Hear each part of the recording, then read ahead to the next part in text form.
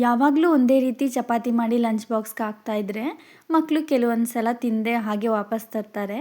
ನಿಮ್ಮ ಮಕ್ಳು ಏನಾದರೂ ಆ ರೀತಿ ಮಾಡ್ತಾಯಿದ್ರೆ ಈ ರೆಸಿಪಿ ನಿಮಗೋಸ್ಕರ. Hi friends, welcome to my channel. ನಾನು ಶ್ರುತಿ. ಇವತ್ತಿನ ವಿಡಿಯೋದಲ್ಲಿ ನಾನು ಕಲರ್ಫುಲ್ಲಾಗಿರೋ, ಟೇಸ್ಟಿಯಾಗಿರೋ ಮತ್ತು ಪ್ರೋಟೀನ್ ರಿಚ್ ಆಗಿರೋ ಹೆಲ್ದಿ ಚಪಾತಿ ರೆಸಿಪಿನ ತೋರಿಸ್ತಾ ಇದ್ದೀನಿ. ಈ ಚಪಾತಿನ ಮಾಡ್ಕೊಳ್ಳೋದಕ್ಕೆ ನಾನು ತೋರಿಸ್ತಿರೋ ಅಂಥ ಕಪ್ಪಲ್ಲಿ 3/4 ಕಪ್ಪಷ್ಟು ಕಡಲೆಕಾಳು, ಅದೇ ಕಪ್ಪಲ್ಲಿ 3/4 ಕಪ್ಪಷ್ಟು ಹೆಸರು ಕಾಳನ್ನ ಹಾಕಿ ಒಂದು ಸಲ ತೊಳ್ಕೊತೀನಿ.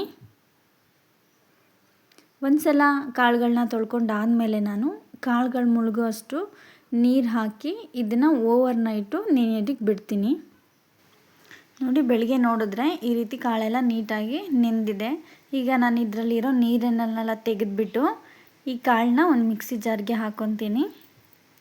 ಕಾಳಿನ ಜೊತೆಗೆ ನಾನಿಲ್ಲಿ ಒಂದು ಬೆಳ್ಳುಳ್ಳಿ, ಈ ರೀತಿ ಸಣ್ಣದಾಗಿರೋ 2 ಪೀಸು ಶುಂಠಿ, 1 ಸ್ಪೂನ್ ಜೀರಿಗೆ, ಖಾರಕ್ಕೆ ತಕ್ಕ ಹಾಗೆ ಹಸಿಮೆಣಸಿನ್ಕಾಯಿ ಹಾಕಿ ಸ್ವಲ್ಪ ನೀರು ಹಾಕ್ಕೊಬೇಕು. ಜಾಸ್ತಿ ನೀರು ಹಾಕಬೇಡಿ, ಸ್ವಲ್ಪ ನೀರು ಹಾಕ್ಕೊಂಡಿದ್ದನ್ನು ಈ ರೀತಿ ನುಣ್ಣಗೆ ರುಬ್ಕೊಬೇಕು. ನೀರು ಜಾಸ್ತಿ ಹಾಕ್ಕೊಂಡು ರುಬ್ಕೊಂಡ್ರೆ ಚಪಾತಿ ಹಿಟ್ಟನ್ನು ಜಾಸ್ತಿ ಹಾಕಬೇಕಾಗತ್ತೆ. ಇದಕ್ಕೆ ನಾನು ಒಂದು 1/4 ಚಮಚ ಅಷ್ಟು ಅರಿಶಿನ ಹಾಕಿದ್ದೀನಿ. ಟೇಸ್ಟಿಗೆ ತಕ್ಕ ಹಾಗೆ ಉಪ್ಪು ಹಾಕ್ಕೊಂಡು ಕೊತ್ತಂಬರಿ ಸೊಪ್ಪು ಸಣ್ಣದಾಗಿ ಕಟ್ ಮಾಡ್ಕೊಂಡಿರಬೇಕು.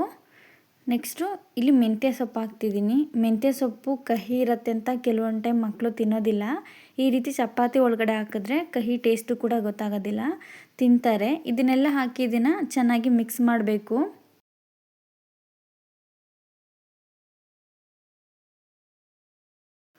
ಮಿಕ್ಸ್ ಮಾಡ್ಕೊಂಡಾಗಿದೆ. ಈಗ ನಾನು ಈ ಕಪ್ಪಲ್ಲಿ 2 ಕಪ್ಪಷ್ಟು ಚಪಾತಿ ಹಿಟ್ಟನ್ನ ಹಾಕ್ತಿದ್ದೀನಿ. ಚಪಾತಿ ಹಿಟ್ಟು ಹಾಕಿ ನೀರು ಹಾಕದೆ ಹಾಗೇ ಕಲಸಿ.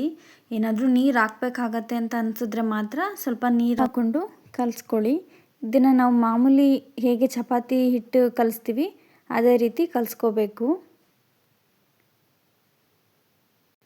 ನೋಡಿ, ಹೀಗೆ ಕಲಿಸ್ಕೊಬೇಕು, ನಾರ್ಮಲ್ ಚಪಾತಿ ಕಲಿಸ್ಕೊಳ್ಳೋ ರೀತಿ.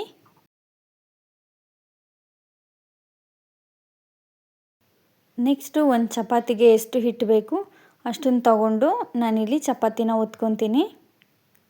ನಾರ್ಮಲಾಗಿ ನಾವು ಹೇಗೆ ಚಪಾತಿಗೆ ಗೋಧಿ ಹಿಟ್ಟನ್ನ ಹಾಕ್ಕೊಂಡು ಒತ್ಕೊತೀವಿ, ಇದನ್ನು ಅದೇ ರೀತಿ ಒತ್ಕೊಬೇಕು. ನೀವೇನಾದರೂ ಫಸ್ಟ್ ಟೈಮ್ ನನ್ನ ಚಾನಲ್ನ ನೋಡ್ತಾ ಇದ್ದರೆ ಅಥವಾ ನಿಮಗೆ ಹೆಲ್ದಿಯಾಗಿರೋ breakfast recipe, lunch box recipes ಬೇಕು ಅಂದರೆ ನನ್ನ ಚಾನಲ್ನ ಸಬ್ಸ್ಕ್ರೈಬ್ ಮಾಡ್ಕೊಳ್ಳಿ. ನೀವು ಸಬ್ಸ್ಕ್ರೈಬ್ ಮಾಡ್ಕೊಂಡು ನೋಡಿದಷ್ಟು ನನಗೆ ಇನ್ನೂ ಹೆಚ್ಚು ವೀಡಿಯೋಸ್ ಮಾಡೋಕ್ಕೆ ಮೋಟಿವೇಶನ್ ಸಿಗುತ್ತೆ.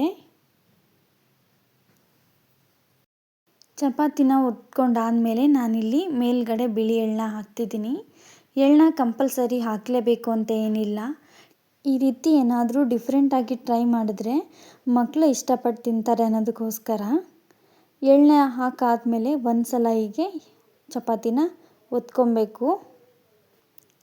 ಚಪಾತಿನ ಲಟ್ಟಿಸ್ಕೊಂಡಾಗಿದೆ.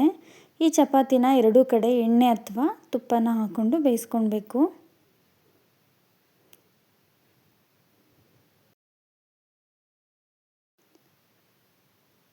ಈ ಚಪಾತಿನ ನೋಡ್ತಾ ಇದ್ರೇ ಗೊತ್ತಾಗ್ತಿದೆ ಎಷ್ಟು ಕಲರ್ಫುಲ್ಲಾಗಿ ಟೇಸ್ಟಿಯಾಗಿ ಬಂದಿದೆ ಅಂತ.